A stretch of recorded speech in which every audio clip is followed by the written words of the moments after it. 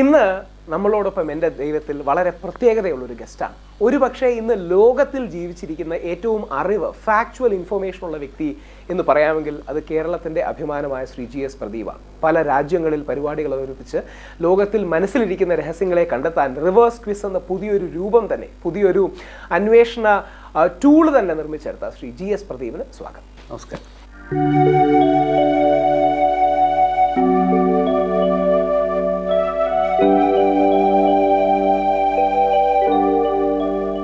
Pradeep G, ഞാൻ പറഞ്ഞതുപോലെ ഏറ്റവും അറിവ് ഉള്ളൊരു വ്യക്തിയുള്ളവരാണ്. ഒരുപാട് കാര്യത്തെക്കുറിച്ച് ഒരു ജനറൽ നോളജ്, ഏറ്റവും എന്ന വാക്ക് വേണ്ട, തീർച്ചയായും ഞങ്ങളുടെ ഒരു പെർസ്പെക്റ്റീവിൽ അപ്പൊ ഈ GK ജനറൽ നോളജ് എന്നുള്ളത് ഒരു ഗോഡ് നോളജിലേക്ക് മാറിയാൽ ഈ ദൈവം പോലുള്ള സങ്കല്പങ്ങളെ അങ്ങേ പോലെ ഇത്ര വ്യത്യസ്ത ശാഖകൾ പഠിച്ചൊരു വ്യക്തി അറിവിന്റെ തലത്തിൽ നിന്ന് എങ്ങനെ കാണും?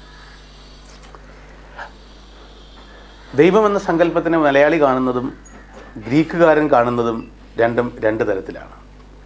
മലയാളി ദൈവത്തിനെ കാണുമ്പോൾ അത് മണ്ണിനോട് ചേർത്താണ് അവൻ ദൈവത്തിനെ കാണുന്നത്. തൈവം, ദയല്ല തൈവം എന്ന ഒരു നാടൻ പ്രയോഗത്തിൻ്റെ ശീലുണ്ട് അതിന്. അതുകൊണ്ട് തന്നെ മണ്ണിൻ്റെ ഉർവരതയും കൃഷിയും ഗ്രാമ്യമായ ആചാരങ്ങളും ഒക്കെയായി ബന്ധപ്പെട്ടാണ് സാധാരണ മലയാളി ദൈവത്തിനെ കണ്ടുകൊണ്ടിരുന്നത്. ഇപ്പോൾ പിന്നെ ഇൻസ്റ്റൻറ്റ് ദൈവത്തിൻ്റെ കാലമാണ്. ദൈവത്തെ നമുക്ക് ക്യാപ്സ്യൂളായി കിട്ടും, ദൈവത്തെ നമുക്ക് മൊബൈലിൽ കിട്ടും, ദൈവത്തിനെ നമുക്ക് ഇൻ്റർനെറ്റിലൂടെ ദൈവത്തിനെ കാണാം എന്നൊക്കെ ഉള്ളൊരു കാഴ്ചപ്പാടിലോട്ട് മനുഷ്യൻ മാറുന്നു. എൻ്റെ കാഴ്ചപ്പാടിൽ ദൈവം എന്ന് പറയുന്നത് നന്നായി വിശന്നിരിക്കുമ്പോൾ ഒരല്പം ചോറും കുറച്ച് മീൻകറിയൊക്കെ കിട്ടിയാൽ ആ ചോറിനും മീൻകറിക്ക് ഞാൻ കൊടുക്കുന്ന പേരാണ് ദൈവം. അതൊരു ബേസിക് നെസസിറ്റി, ഒരു കമ്മ്യൂണിസ്റ്റ് കാഴ്ചപ്പാട് വന്നതിനകത്ത്.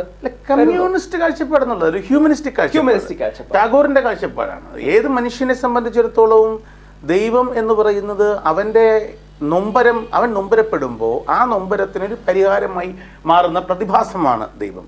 അത് വിശക്കുന്നവൻ്റെ മുന്നിൽ വസ്ത്രമായിട്ട് വന്നാലും, വിശക്കുന്നവൻ്റെ മുന്നിൽ ആഹാരമായി വന്നാലും, ഉടുക്കാനില്ലാത്തവൻ്റെ മുന്നിൽ വസ്ത്രമായി വന്നാലും, കയറി കിടക്കാനില്ലാത്തവൻ്റെ മുന്നിൽ കടത്തിണ്ണയായി വന്നാലും അതൊക്കെ ദൈവം തന്നെയാണ് അവന്. അതൊക്കെയാണ് അവൻ്റെ ദേവാലയം. ഈ ദാർശനിക കാഴ്ചപ്പാടിൽ ഒരു ചോദ്യം കൂടി, നമ്മുടെ ലാറ്റിൻ അമേരിക്കയിലുള്ളതുപോലെ ഒരു ലിബറേഷൻ തിയോളജി എന്നൊക്കെ പറയുന്നത് പോലെ നമ്മുടെ നാട്ടിൽ ഇടതുപക്ഷവും വിശാലാർത്ഥത്തിൽ ആത്മീയ സംഘടനകളും ഒരു ലിബറേഷൻ സ്പിരിച്വാലിറ്റി എന്ന അർത്ഥത്തിൽ ഒരു സഖ്യം സാധ്യമാണ്?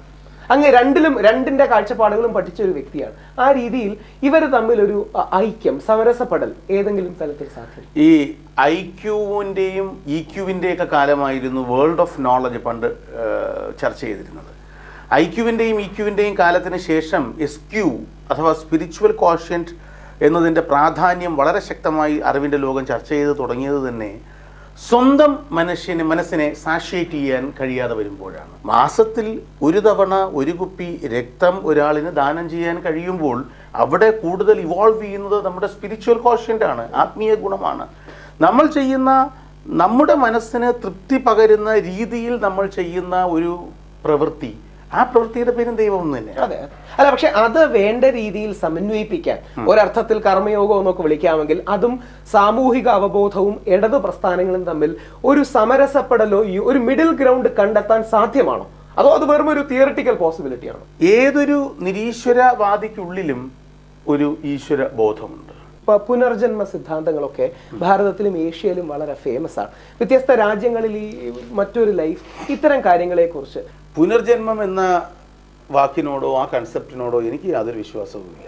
എന്നെ സംബന്ധിച്ചിടത്തോളം നരേന്ദ്ര ദബോൽക്കർ എന്ന മഹാരാഷ്ട്രയിലെ അന്ധവിശ്വാസ നിർമ്മാർജ്ജന സമിതിയുടെ നേതാവായിരുന്ന വ്യക്തിയെ കൊന്നതിൽ പ്രതിഷേധിച്ച് എൻ്റെ ശരീരത്തിലെ എല്ലാ അവയവങ്ങളും മെഡിക്കൽ കോളേജിന് ദാനം ചെയ്ത ഒരാളാണ് ഞാൻ. അപ്പോൾ അതുകൊണ്ട് പുനർജന്മത്തിൽ വിശ്വസിക്കുന്നില്ല ഞാൻ. കാരണം 10 മാസം കാത്തിരുന്ന് കഴിയുമ്പോഴാണ് ഒരു കുട്ടി ജനിക്കുന്നത്. അന്ന് മുതൽ നമ്മൾ കാത്തിരിക്കുന്നത് മരണം എന്നൊരു പോയിന്റിലേക്കാണ്. ചിലർക്ക് 2 മാസത്തിൽ ചിലർ മരിക്കും, ചിലർ 2 വയസ്സിൽ മരിക്കും, ചിലർ 20 വയസ്സിൽ മരിക്കും, ചിലർ 100 വയസ്സിൽ മരിക്കും. എനിക്കും ഇത് രണ്ടും കാത്തിരിപ്പുകൾക്കൊടുവിൽ സംഭവിക്കുന്നതാണ്, ജനനവും മരണവും. Life is a waiting shed between 2 points of waiting called birth and death. ജനന മരണങ്ങൾക്കിടയിലുള്ള ഒരു കാത്തിരിപ്പ് കേന്ദ്രം. ഇവിടെ പുനർജന്മം, അടുത്ത ജന്മത്തിൽ മരിച്ചു കഴിഞ്ഞാലും ജീവിക്കാൻ കഴിയുന്നവനെ വിജയിയാവുള്ളൂ എന്ന് പറയുമ്പോഴും മരിച്ചു കഴിഞ്ഞാൽ ഒരാളിന് ജീവിക്കാൻ കഴിയുന്നത് പുനർജന്മത്തിലൂടെയല്ല, മറിച്ച് അയാളുടെ ജീവിതകാലത്ത് അയാൾ ഇവിടെ അവശേഷിപ്പിച്ച മൗലികമായ സംഭാവനകളെ വിനയപൂർവ്വം അനുധാവനം ചെയ്യാൻ ഒരു തലമുറ തയ്യാറാകുമ്പോൾ തീർച്ചയായും അതില്ല. അതുകൊണ്ട് ഗാന്ധിജി ഇപ്പോഴും ജീവിക്കുന്നത് വേണ്ട. അതെ, പക്ഷെ അല്ല, അത് മറുവശം ഇപ്പൊ നമ്മുടെ വയലാറൊക്കെ ആലങ്കാരികമായി അക്കരെ മരണത്തിന് ഇരുമുറിയിൽ അഴുക്ക് വസ്ത്രങ്ങൾ മാറി വരുമെന്ന് പറയുന്നത് പോലെ ഈ ജന്മജന്മാന്തര ബന്ധങ്ങൾ, പ്രണയം പോലുള്ള പല ജന്മങ്ങളിലെ സങ്കല്പം, ഇതിനൊക്കെ ഈ റൊമാൻറ്റിക് കാൽപ്പനികതയ്ക്കപ്പുറം, കാര്യം അങ്ങനെ ഒരുപാട് പേര് എഴുതി പിടിപ്പിച്ചിട്ടുണ്ട്, പല ജന്മങ്ങളിൽ ഒരിക്കൽ മാത്രം സംഭവിക്കുന്ന പ്രണയം എന്നൊക്കെ. ഇതിനൊക്കെ ഒരു സത്യമുണ്ടോ അതോ കവിഭാവനയാണോ കൂടുതൽ? അത് ഈ കാൽപ്പനികമായി 7 ജന്മങ്ങൾക്ക് മുൻപേ 7 ജന്മങ്ങൾ കൊണ്ടേ നമ്മൾ ഒരുമിച്ചായിരുന്നു, ഈ ജന്മത്തിലും പ്രിയെ നമ്മൾ ഒരുമിച്ചാണ് എന്നൊക്കെ വായിച്ചും കേട്ടും ഈ വായനയോടുള്ള താല്പര്യം കൂടിയത് കൊണ്ട് എനിക്ക് രാഹുലിനൊക്കെ അങ്ങനെയൊക്കെ ഒരുപാട് അബദ്ധങ്ങളും ചിന്തകളും ഒക്കെ ജീവിതത്തിലൊക്കെ പറ്റിയിട്ടുണ്ടാകും. പക്ഷെ ഇന്നത്തെ കാലത്ത് കുറച്ചുകൂടെ ശാസ്ത്രീയമായി ചിന്തിക്കുന്ന പിള്ളേരായതുകൊണ്ട് അവർക്ക് അബദ്ധങ്ങളൊന്നും പറ്റില്ല.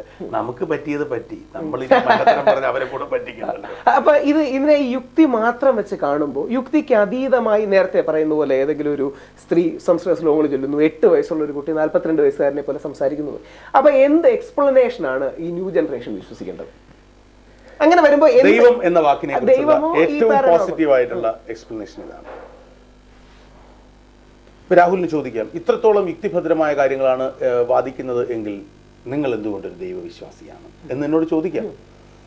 എക്സ്പ്ലനേഷൻ വളരെ ക്ലിയർ ആണ്, വളരെ സിമ്പിളാണ്. ഇപ്പോൾ ഉദാഹരണത്തിന് രാഹുലിനെ തന്നെ എടുത്ത് സമർത്ഥിച്ചു തരാം. രാഹുലിൻ്റെ അച്ഛൻ മരിച്ചിട്ട് ഏറെക്കാലമായി. രാഹുലിന് ജീവിതത്തിൽ ഒരു സങ്കടം ഉണ്ടാകും, അല്ലെങ്കിൽ ഒരു ആഹ്ലാദം ഉണ്ടാകുമ്പോൾ ഓടിച്ചെന്ന് അമ്മയുടെ അടുത്ത് ആദ്യം ഷെയർ ചെയ്യാറില്ലേ? ചെയ്യാറുണ്ടോ? ഇല്ല. എൻ്റെ അച്ഛൻ 87 വയസ്സായി. ഞാൻ എൻ്റെ ജീവിതത്തിൽ ഒരു ദുഃഖം ഉണ്ടാകുമ്പോഴും സങ്കടം ഉണ്ടാകുമ്പോഴും അച്ഛന് ചെവി പോലും കേൾക്കാൻ ബുദ്ധിമുട്ടായിട്ട് കൂടി ഞാൻ ആദ്യം അച്ഛൻ്റെ അടുത്ത് ഓടിപ്പോയത് ഷെയർ ചെയ്യാറ്.